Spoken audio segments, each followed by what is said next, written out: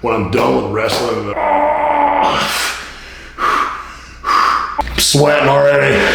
Man, that sucked. You want to jump off the roof? Yeah, hold my beer. I think I'm 7 foot tall now. What's going on out there, YouTube land? Today we are with the monster among men, former WWE Universal Champion, 2-time Tag Team Champion, the winner of the greatest Royal Rumble of all time, and the Andre the Giant Royal Rumble. Was that a Royal Rumble? Battle Royal. Battle Royal. Royal Rumble's TM. And Intercontinental Champ. Intercontinental Champ. And Money in the Bank. Professional strongman. I've done some stuff. Yeah, he picks things up and puts them down. Sometimes it's weight, sometimes it's trucks, sometimes it's people. He's a people mover. And unfortunately, that has taken a lot of toll on my body. Thus, here we are. So all of 6'8", 6'9", well over 300 pounds. You guys have seen him everywhere. You've probably seen him recently, arm wrestling Grandpa's on Facebook. I saw that one has like 50 million views. Yeah.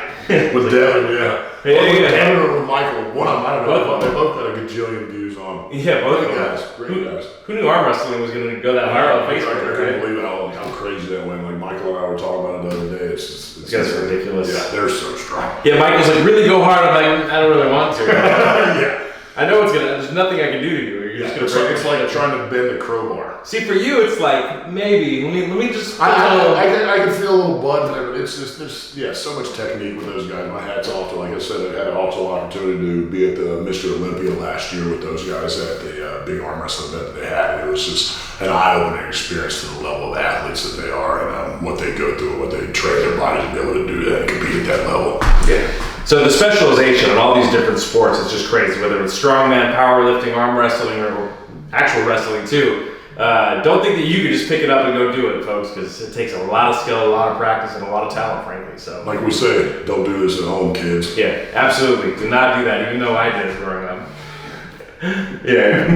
So we did a little work on his shoulders, elbows a little bit, and then he's got to hit the road and get back out there entertaining the fans. So if you're not already following him, all social media, IG, Twitter. Adam Scherr 99, easy, whatever. Call me Adam, call me Braun, still call me late for dinner.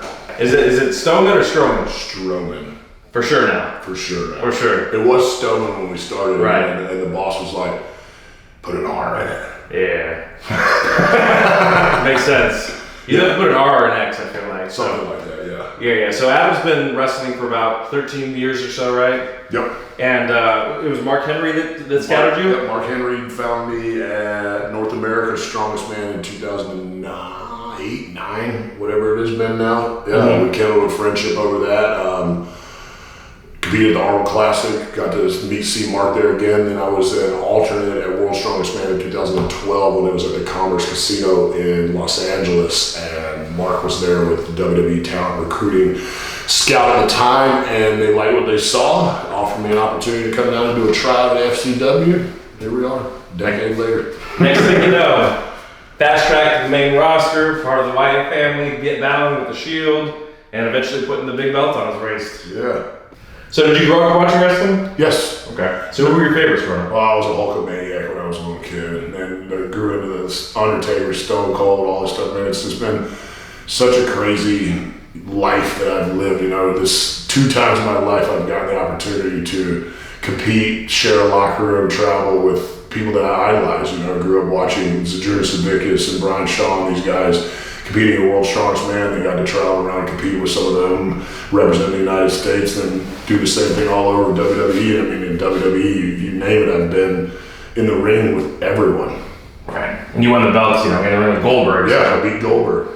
That's probably not beat Goldberg. I squashed Goldberg. Oof. Oof. Love you, Bill. He's gonna see this video and come for blood. Yeah, come get some. Come get some. Well, his kid's a stud, isn't he? Yeah. Gage. Growing up fast. So growing up watching wrestling, were you? Because we're about the same age, I think. So you were probably Monday Night Wars kid. Yep. Were you watching a lot of WCW also? So I wasn't really allowed to watch it when I was a kid. We didn't have cable or anything like that, so it was hard to catch it when I was a kid. So a lot of stuff was just sneaking over to my buddy's house or my cousins and things like that. And this is in Wisconsin? This was in North Carolina. Okay. So definitely when I was a kid, my cousin Paul was huge into wrestling, and when we get together in Wisconsin, that was what we bonded over. Okay. Oh, that feels like crap. Because again, that's another thing too, like, you know, working with Mark Henry, or although he wasn't really big when that was the time, let's say Mankind, Kane, Undertaker, all those guys were. Yeah. You know, and guys that probably, in a way, paved the way for big guys too. Oh, absolutely. That's I was fortunate enough at the time when I came in. It was when kind of all the big guy legends were starting to settle out to pasture per se, and it was nice to be able to sit underneath the learning tree. I mean, being married to Kane and Big Show and Mark Henry and all these guys for so many years, you know, traveling around wrestling and getting to learn from the absolute best big men to ever do it. You know, and now that where I'm at with the company and the position in the business, it's an honor because I feel like I'm the one carrying that torch down. Right. One of these days I'll get to pass it on to another young giant. So who were some of the young giants that you were? I don't know. We don't have any.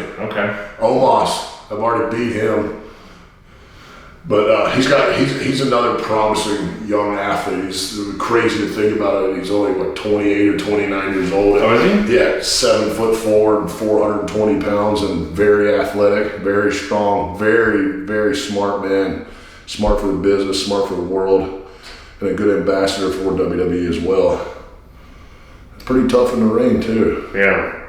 So, you know, after high school, you know, you were a big guy in high school, obviously, already. You played a lot of football, right? Correct. Yeah, I played semi-pro ball for 4 years. What position? Offensive tackle. So I played for the Hickory Hornets in Hickory, North Carolina. Made the Pro Bowl a couple of years. I did the NFL Combine, like the Scout Camp Combine in 2007. Okay. That was the year... what was it? Jake Long went #1 draft pick as an offensive lineman to the Dolphins.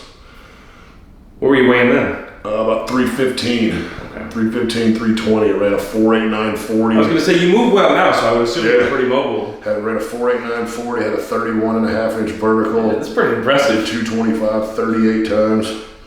At 22 years old? Yep. Whew. Here's a monster. Came out the womb a monster, man. Now, I was a normal sized kid for a long time. I hit a weird growth spurt in my early to mid teens. Are you the tallest one in your family? Living, yeah. Okay. I had great grandfathers that were 6'10" to 7 foot. Oh my gosh, that sucks. What's your ethnic background? German and Irish. Okay. Some giant Norsemen in there. Yeah. That's so weird. I could feel that in my side. So, you know, so you obviously had dreams of playing football, and then, you know, big, strong, you hit 38 reps. Is that what led you into doing strongman? No. Or you were watching it back in the day? So I was watching it back in the day, and I was... Midnight watching metrics. Yeah. Christmas Day was always what it would be on when I was a kid. It kind of fell in my lap, almost the same way WWE did. I was working security at a nightclub in downtown Charlotte, North Carolina. And the bar that was below the bar that I worked in, there was two professional strongmen that worked there, and I was about 280 pounds at the time, and they noticed I was still a bigger kid, and they're like, "Hey, what do you do?" I was like, "I don't know, I just bounce, and I don't know, I don't do anything." And they're like, "Well, you ever thought about doing strongman?" I was like, "Yeah, I always loved watching it, and I just don't know where or how to do any of this stuff." It was like, "Well, that's what we do," and they had a bunch of equipment, and went over and trained with them, and very first time ever doing it, I loaded a 360-pound Atlas stone to a 60-inch platform with nothing but chalk, and kind of everyone looked around like, who the fuck is this kid? Right. Because that's what back then, yeah, it was kind of unheard of stuff.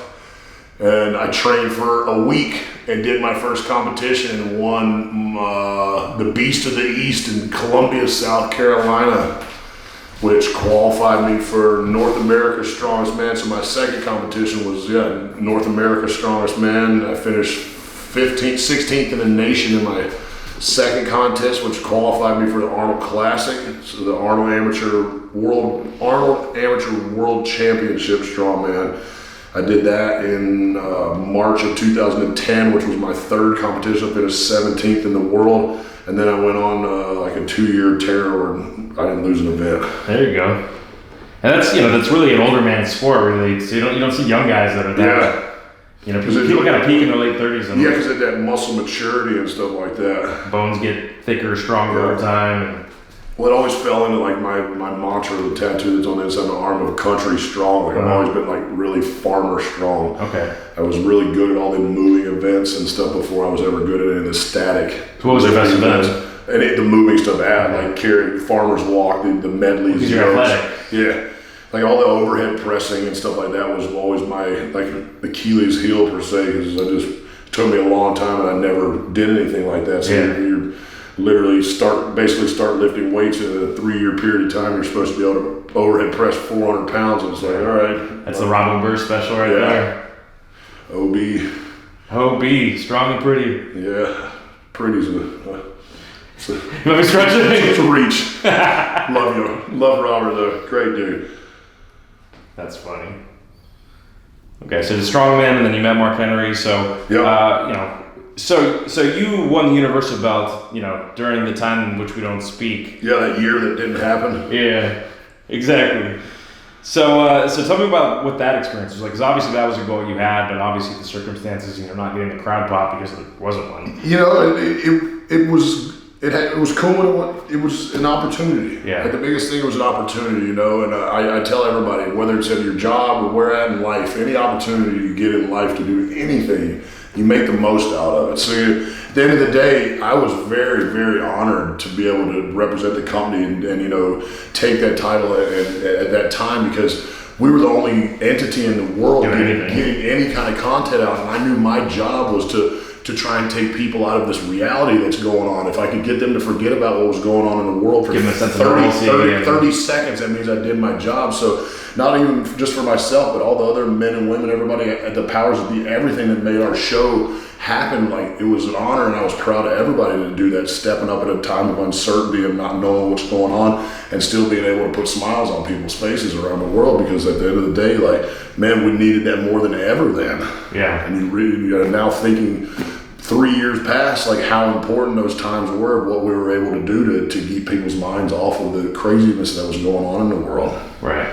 So now that you guys are on the road again, it seems to me, at least from the outside looking in, that your face mantra right now is really resonating with the fans. You've seen a lot of young kids, and everybody's like really excited to come see you. And yeah, it's been unreal. Like the shows have been awesome. We were selling out everywhere we go. The crowds are hot, man. It's a good time to be in the industry. Yeah, it looks rewarding from the outside in. Like I said, obviously the trials and tribulations of, you know, getting in rental cars and hotels and that life. Road life. God, that's tight. So you talk about like Hogan.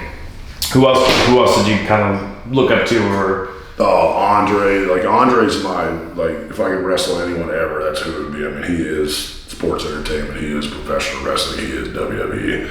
I mean, he is what made this industry what it is. You know, the larger than life characters and people you can't see walking down the street every day. That the big thing, like we say, the airport test. Stuff like that. Like, what do you turn people's heads when you walk in and you know it's somebody like that? It was just awesome. What about the Island Boys doing the airport test? Who do you think gets more heated in the airport? The Island Boys, the Liver King, Hasbulla, or Detroit Group Survival Training? Probably the Island Boys, because they're just the most obnoxious out of all of them. They're all obnoxious. Funnily obnoxious. Oh, I don't know, the Liver King's got pretty good heat. Social media is interesting, right? Because you're almost seeing like heels that aren't wrestling. Yeah. You know, just real life heels. I always said, I said Detroit Survival Training, he needs to make a guest appearance, you know. He should have been in the Royal Rumble. Yeah. I don't think he'd be quite as good as Logan in there, though. It was either him or Logan or Shane O'Mac. Yeah. I don't know, maybe he can. Never know. I think he moves pretty well, actually. You know, eye gouge you. He can come in here and get them hands like everybody else does. A little powerbomb action. Like all those personas, I think they're like literally like they should try to wrestle somewhere. Honestly, like they have a shtick, right? They have a uniform and a hairstyle, a mustache. Maybe they can put them as unlockable characters in the video game. So I said we're in the UK for Money in the Bank, and if I could get Eddie Hall to come out of retirement. I mean, he could probably do something. I think he could. You know? And speaking of that, like you wrestled with Tyson Fury. Yeah. What was that like? Awesome. Tyson's a great dude, man. Cool dude. Very, very, very good ambassador for mental health and, you know, just quality of life. He's been through a lot of stuff, and I mean, he's freaking great at what he does. Just a nice guy to be around. Is he the GOAT of heavyweight boxers? I mean, numbers speak for themselves, and nobody else has done what he's done. So, I mean, clearly. That's a controversial opinion, but I am on that boat. The guy's undefeated. And at the end of the day, it's in my opinion. Yeah. So I'm entitled to it. You don't have to like it. So people will say, oh, you know, this person in the crowd, okay, who was 6'9" that can punch downhill and has cardio like that?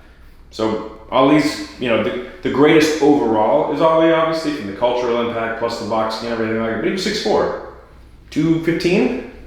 You put those two guys together, and I just don't see. Yeah. I just don't see a way how Ali gets that done. You know, prime for prime. Yeah, that's what I said. Tyson's so good with using his size. And Size matters. Like, his arms are so damn long too. Like, he's got such a reach, and yeah, people don't understand. Like, when you have 70 pounds of weight on your opponent, is leaning on him and keeping you from moving and getting you out of your strides. Like, I mean, he's a master of his craft. And you saw him against Wilder. Like, he's like, I got a weight advantage. Let me wear this guy out. Yep. You know. So we'll see. I mean, I think a couple more wins, he beats Usyk, which I don't see him having any problem with. You know, make the Joshua fight. Couple more wins on there. You know, get near 50-0, even 40-something, and retire undefeated. I don't know how you make an argument against that. No, that's what I said. Numbers don't lie. Yeah.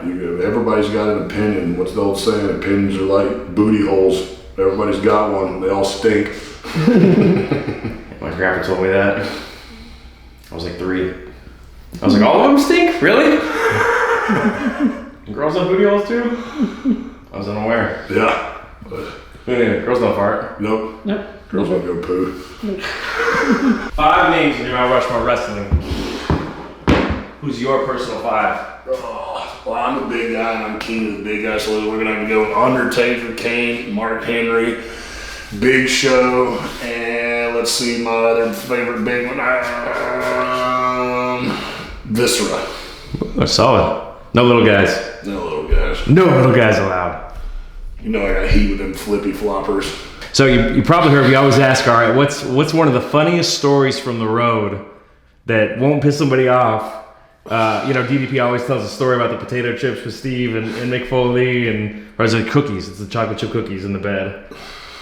As far as like ribs, like funny stuff, or just pranks, things that happened to somebody that, you know. No, it was funny when I was at Alexa Bliss's wedding last year, her and Ryan Cabrera's wedding, the chair broke when I sat down in it. That was funny. In the middle of it? Yeah. Did everybody turn to look? Yeah. It was on TMZ. Oh, man. As far as, I don't know. I avoid all that stuff. I don't like being... Not into pranks? Yeah, I mean, I like a good, like, goofing around, but I'm not big into that pranking stuff. I don't like being pranked, so I don't prank people. Okay. I like adventuring. My thing when I'm on the road is like, what can I see? What can I do that I can't do at home? Are you a history guy? A little bit. So you like to see... Yeah. I enjoy the walk of life. Okay. And whatever comes along my path, I'll check it out if I want to. If I don't, I keep walking. Okay. So top 5 favorite movies. Number 1, Willow. Number 2, Goonies. Number 3, the first Batman with Michael Keaton. Yep, Keaton. Terminator, Jurassic Park. Solid list. Yeah. Joe from the same generation. All those Spielbergs from the 90s were always so good. I agree. All right, top 5 IFB pro bodybuilders of all time. Who's in your top 5? Ronnie is a GOAT. Ronnie Arnold. I love Flex Lewis. 1, because he's a friend. 2, like the packages that he always brought at the 202 weight class were just unbelievable. Yeah. Phil, Heath, and Cutler. Solid list. Solid list. Did you grow up buying all the bodybuilding magazines and all that kind of stuff too? No. No? I looked at them. Yeah. We didn't have money like that when I was a kid.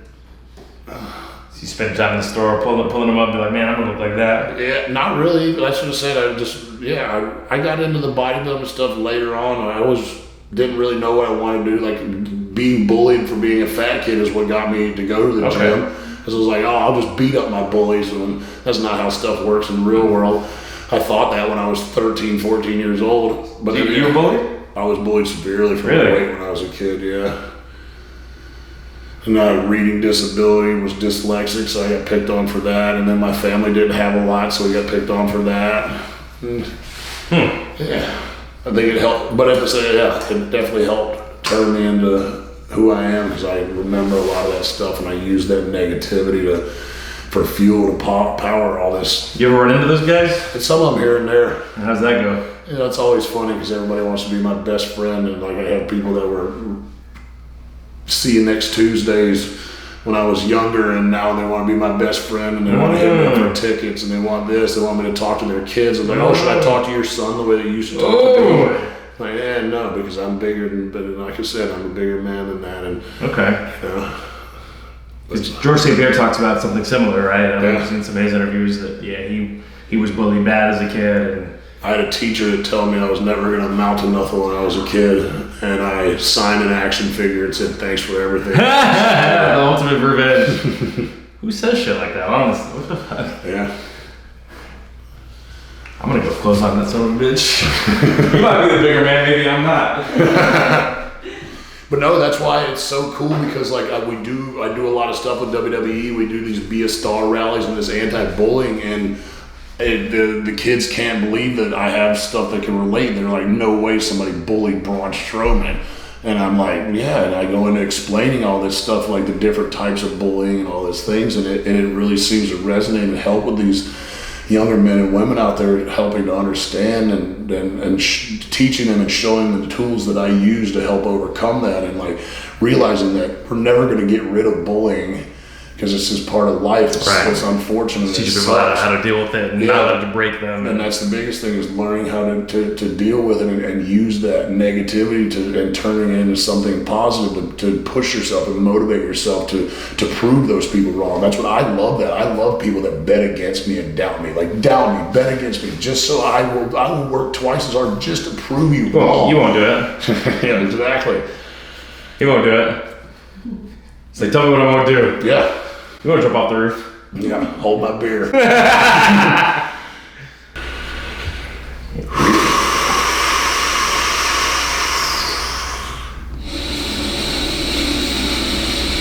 And you do a lot of bow hunting, yeah? Correct. So tell me about that. What got you into that? Have you always done that? I've hunted for a long time. I got into it when I was probably 13 or 14. When my friends, my dad and stuff, like hang on, I can't talk through that. Oh.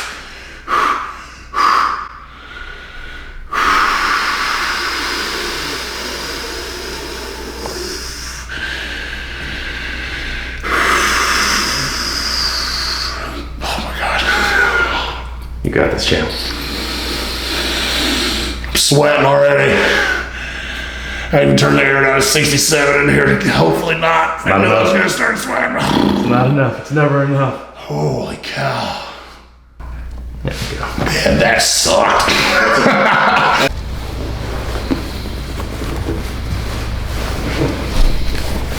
we go.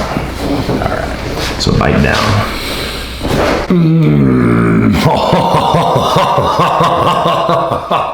I think I'm 7 foot tall now. That moved. Oh. That moved good. Yeah, I literally, like, I felt it from my neck to my butt crack. That's the one. Oh. Instead of set it up. That was I've never had that adjustment like that before. Holy cow. Right down the center. Literally felt like I just grew 3 inches. See if there's anything on the sides here. No, there's nothing there. Now we got it all.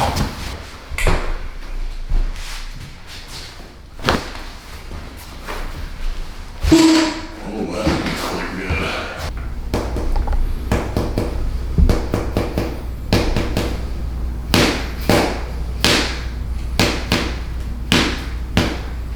Let's raise that arm. What are you feeling there? It was pretty loose. Looks like it's going good. Yeah. Get a little bit off the front edge here. Okay.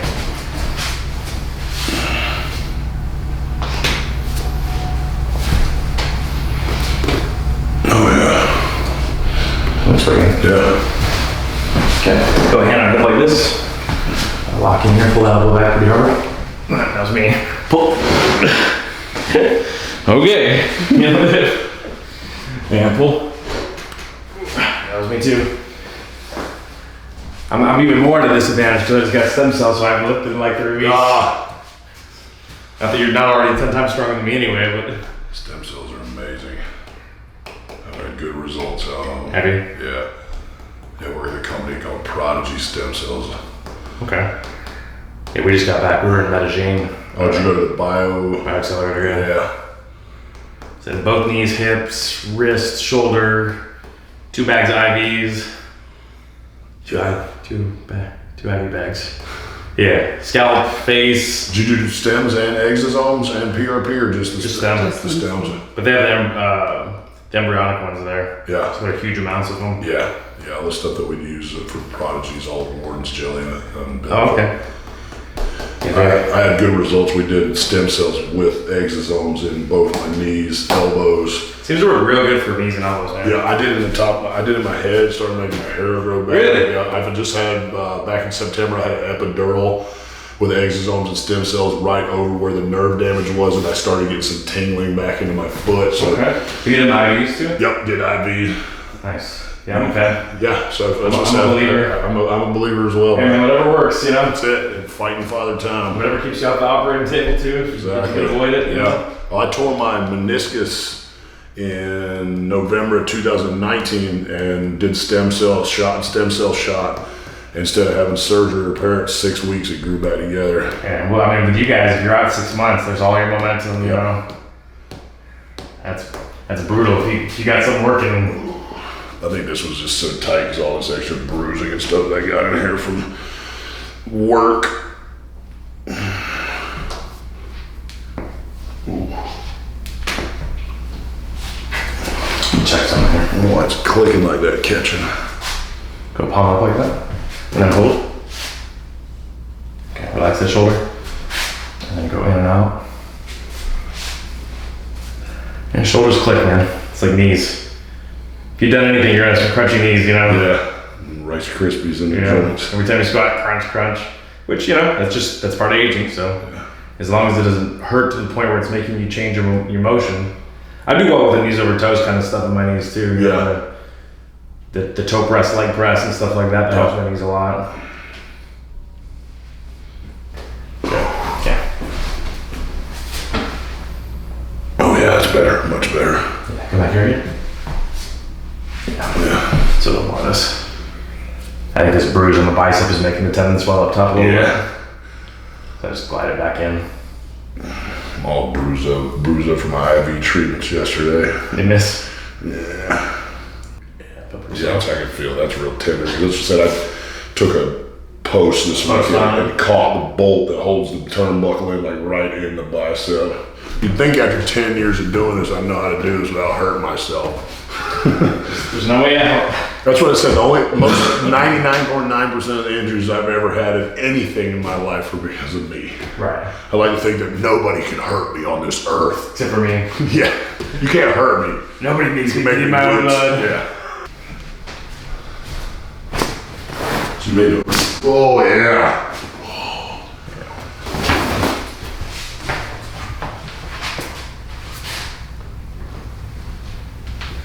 Yeah, good. It feels good. Yeah. I didn't really do anything on the shoulder. Yeah. Hand on hip one more time. Pull back hard. Feels fun, man. Have you separated the 16 joint before? Yeah.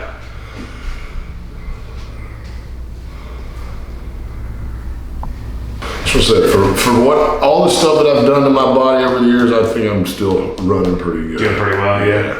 Pull your head straight back. I mean, you see some of the guys' bodies, you know. Yeah.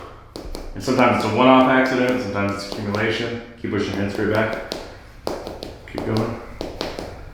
But you always wonder what it is that makes some guys, obviously back in the day, people weren't taking care of themselves and getting stem cells. Yeah. All the stuff that you're doing. So that contributes a lot to longevity. Big on recovery stuff. I do all the red light panel, ice baths, hot sauna, stretching. So that'll give you longevity, obviously. Everything I can. Well, that too, and it's just like, it's not about, I do it so I can keep running, to keep doing what I'm doing in wrestling, but it's also the fact, like, when I'm done with wrestling, and one of these days I'm gonna have some kids, like, I want to be able to go out and, like, play catch with my kids, or chase my daughter around, throw football, and not be, walking with a cane. You see some of those guys, and you're like, man. I feel bad for some of the guys, it's just like, they didn't take care of the body at all. Yeah, you only get one body. Yeah. And I think that first wave in the 90s in particular, where guys had a little money, a little fame, and we'll just drink our way through it all. Yeah. We'll just take pills, it don't hurt. We'll just show up and do it again. And I got to the point where we're just like, all right, I'm in pain. Let's go out and drink till I fall asleep, and then I'll get up and figure it out. And that wasn't good. Yeah, for all the miles you put on, you're in good shape. Yeah, well, that's like I said. You see that, like in the André documentary, how much pain he was in at the end and stuff, and that's why, like, everyone joked and thought, like, oh, it was so cool that André could drink 100 beers in a night. Well, no, André drank 100 beers in a night because he was in so much pain that's the only way he could deal with his pain, to go to sleep and stuff like that. So when you really think about it, like, it's really sad, like, hearing the story of, like, his last few years on Earth, because he was this is like, I don't know if it's just me, like him and me or what, but like for some odd reason, like I have an issue with like making sure people around me are happy, and like I want to put smiles on people's faces, and he had a hard time with that when they turned him into a bad guy, because his whole career he was a good guy. Now all of a sudden he's walking out, they're throwing trash at him, he can't hide from the crowd anywhere he goes, everyone's talking down to him, making fun of him and this and that, and then plus he's in all this pain and things like that. So it's really, I watching that documentary, I felt that and knew that, especially like with Tim that was in there. Tim was my handler as well, who just passed away last year, and had such a great relationship with André, and then like he was with me to help me get around and stuff like that. So you see this and people don't realize, like, we're still human beings outside of these characters, and like the stuff that people say to us and do to us, like, it gets tiresome at times, because at the end of the day we want to be treated just like everybody else. We get it, we're different, we have a cool job, but I still put my pants on one leg at a time. I mean, I try to put them on 2 legs at a time, and I'm not there. If you can pull that off, I'll be impressed. The thing too that a lot of fans don't realize is, like, you guys don't always get to choose, are you going to be a heel for a while or whatever. If you're a boxer, you want to piss people off, I mean, that's your choice. Yeah. If you're Colby Covington, you want to put on this persona, you're choosing to do that. Not everybody's cut out for that, and so not everybody likes that, not everybody handles that well. So kudos to the people that eat it up and can really compartmentalize it, but like you said, you're still humans. Like, you're going to hear the voices, so how well can you handle that? And it takes a special person to be able to just even deal with any of that stuff. And you don't know what certain people's tolerance for it is or isn't. And to the organizations, it's just work, right? I mean, hey, don't take it so seriously. It's a work, it's fine. It's like, well, I mean, they still threw a can at me, and when they're calling my mom and dad at 4:00 in the morning with death threats, wishing my whole family got cancer and died and all this stuff over make believe. Right, you're not scripted, right? You're scripted. Still really me, damn it. Yeah, me too. Clearly. Yeah, it's real. Motherfuckers getting hit hard. But the clip they were putting around, me and Brock. You and Brock getting some stiff matches there. I like Fizz. That's what I said. I didn't get into this knowing I was going to be playing water polo. I mean, you were an offensive tackle. You know how it is. Yeah. Sometimes you got to get a little physical. That's it. Awesome. So make sure you guys go follow him on social media. One of the big monsters, one of the good guys right now. Follow him on all social media. He's probably coming to a city near you soon, so show up, show him some love. Bring some stuff to autograph. Be nice. Yeah. Catch me in the gym, come say hi. Yeah. I'm actually friendly. Like, people think that I'm an asshole. I am at times if you give me a reason to, but I'm also very friendly and I'm approachable. So if you see me out, say hi. Say what's up. You don't have to point at me and whisper to your friends. You can actually approach me. Yeah. I'm cool. He's a monster, but he's a cool monster. So get in there, get a selfie with him, get an autograph. Just be normal. Just come up like, hey man, I'm a fan, love what you're doing. Dude, these guys appreciate it. You'd be surprised at how much I promise you that would go so far with all of us. Every one of us. All we all want to do is be treated like everyone else. That's it. We love what we do. I love my job. I love my fans. And I'm thankful for it. But at the end of the day, I'm just like every one of you, and I want to be treated just like every one of you. Yes, sir. All right, so go follow me on all social media. It's AdamScher99. Correct. Yes, sir. Instagram. Are you on TikTok? Probably yeah, I don't do too much on it here and there. I've been taking a social media hiatus. Not full hiatus, but I'm a post and ghost kind of guy now. Okay. I'm just getting on there. Like I'm just so busy, and then like with everything else that I got going on, and I just need a little break. It's okay to take a break from it sometimes, but knowing that you're staying true to yourself is the most important thing that I've found. Like I've found a lot of stuff that people live this highlight reel through their social media, and they don't really want to talk about the stuff that's really going on in the world. Whereas me, like I've been very open and vocal about the mental, physical changes that I've gone through in my life, because one, it helps me to continue to push myself, talking about it out loud, but seeing the interactions and the people and the engagement when I do read the comments going, hey, I see you've changed this about yourself mentally, physically, your diet, all this in it, and I want to say thank you, because it showed me that I can do it. And it's been so awesome seeing my mental health change, my physical change, and so many people around the world jumping on and doing it with me, and that's what it's all about. We're all in this together. Let's make a positive change. It's about quality of life, not quantity of life. I like that. So any other final messages? Because I like that. That was a nice exclamation point. I'll end on my note that I end on everything. There's one rule to life. Do what makes you happy, as long as you don't take someone else's happiness away. Boom. And make sure you tune in. Elimination Chamber, WrestleMania coming up. Man's going to put on some shows for you. We got this. Let's go. Let's go. Cool, man.